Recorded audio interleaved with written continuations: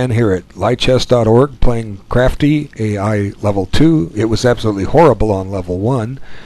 I don't know how good it or bad it will play on level 2 yet. Let's take a look at what we have. These games are untimed apparently. There's no clock pressuring you, so I can sit here and take my time. Objectively, what I like to do is castle as soon as possible. You can castle on either wing, and sometimes it's good if you can keep castling both sides available.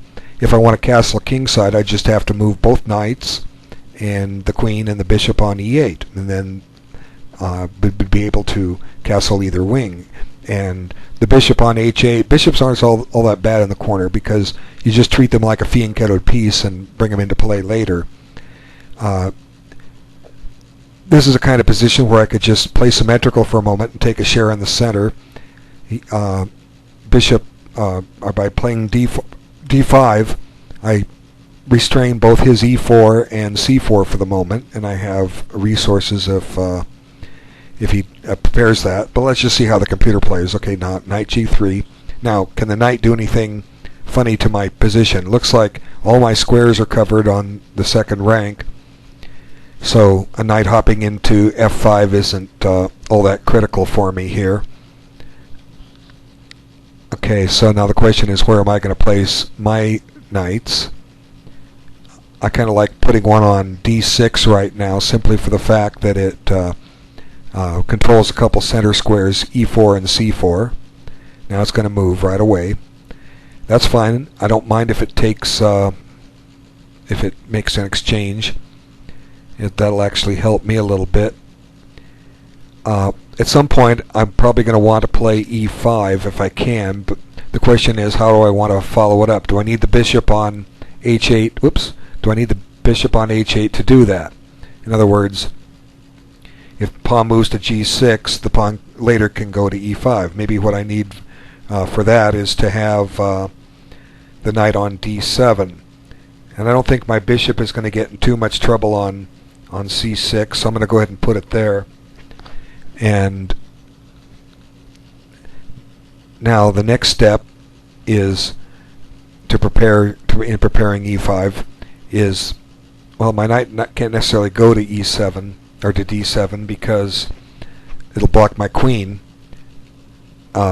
He spent a tempo with e3.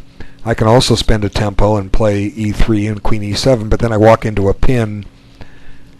Of course, I can deal with that at some point. Like I say, I want to get castled, and the only way to get castled is to continue doing what I've been doing. So I'm going to hold off on my e5 plan for a little bit. I don't necessarily need the bishop on g8, on h8 to support it. So I'm going to play knight g3 here, or knight g6, and eventually I will get e5 in. As a matter of fact, I can play it now if I want.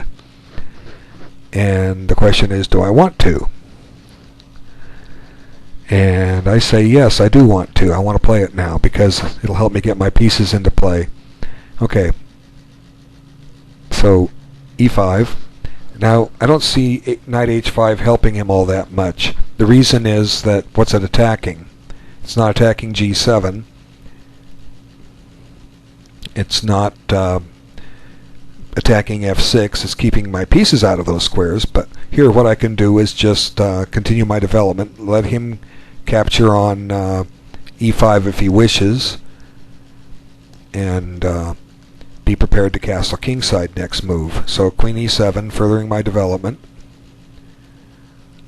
Now he backed up. Now I have stepped into a pin, but I'm not all that worried about the pin. He's certainly not pressuring that knight in any way, shape, or form. So now I've cleared the back rank, I'm going to castle. Now that covers things. Now he's on the king side. Now the question is, do I want to open up any lines? Well, yes, eventually I do, but which lines? And I can go chase his knight with queen g5. That just drive him back. I can stick a rook on the e-file. I can make an exchange on e5. I can play e4 and then try to break with f4 and f5. Actually, that doesn't look like a bad plan at all because it resembles one that you would see in a normal chess game. and it's up to White to show me what's wrong with this plan, and I think it's good. It sees a little space. He's not prepared for a C4 break, which you would normally need. Now he's wasted time going back, so I'll just go ahead and do what I was doing. And I'm ready for an F4 break. Now he took my knight off. That bishop wasted a lot of time. Okay, so now queen takes, and I'm looking good. Now king c2, very odd, very odd. Level 2 is, this thing doesn't play well. Well, that's the only way we find out is by playing it, so the games will get more competitive soon, but not yet. Okay, do I want to play f4 now? F4...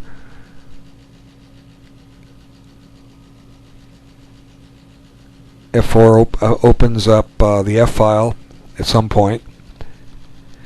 And I'm better developed. I need open lines, so I don't mind some exchanges. He's wasted time making some of those exchanges. Now where's his queen going?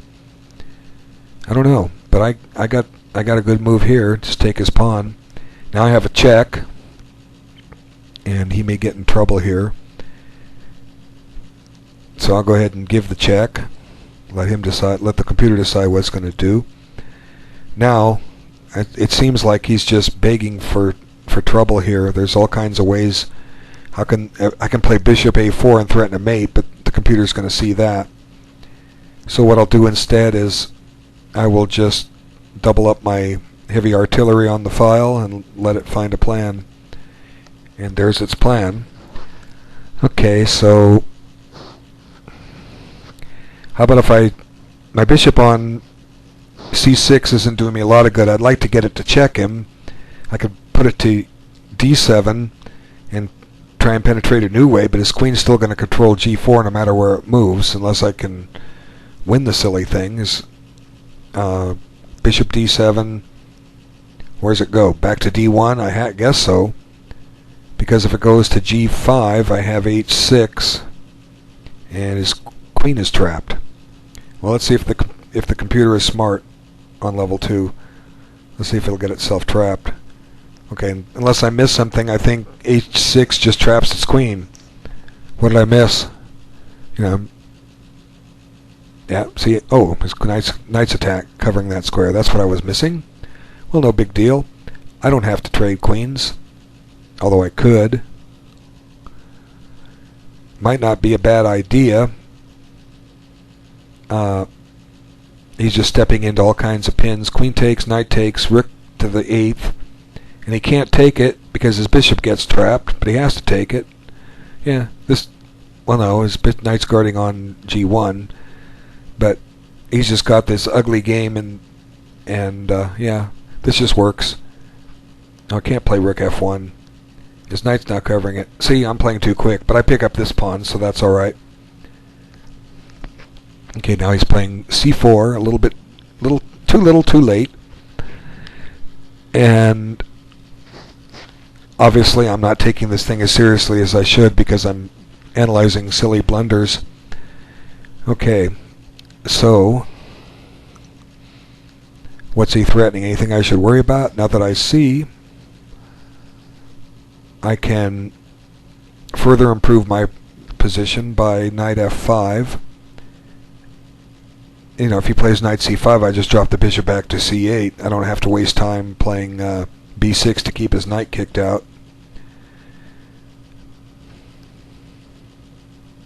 Well, I think this just does him in. I can give up that bishop. Okay, I play knight takes knight. He plays knight takes bishop. Well, when I check him, he comes out to c2. No, I'll just save the bishop. It's not quite enough here. Now he took that. Very interesting. Very interesting.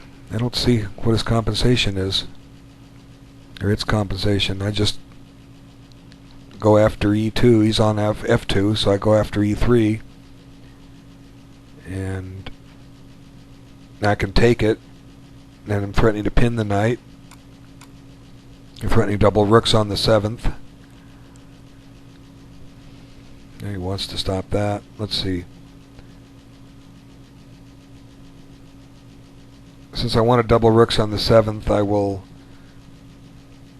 just get ready to do that. Rook d2. Now I don't care that he took the pawn. I have a threat of mate and 2.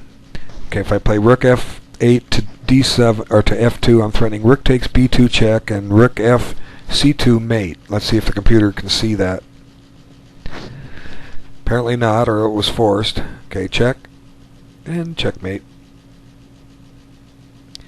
Okay, that game was over quick. I want to thank you for your time, and hopefully the thing will play a little more challenging on level 3. We'll find out one day soon. Take care.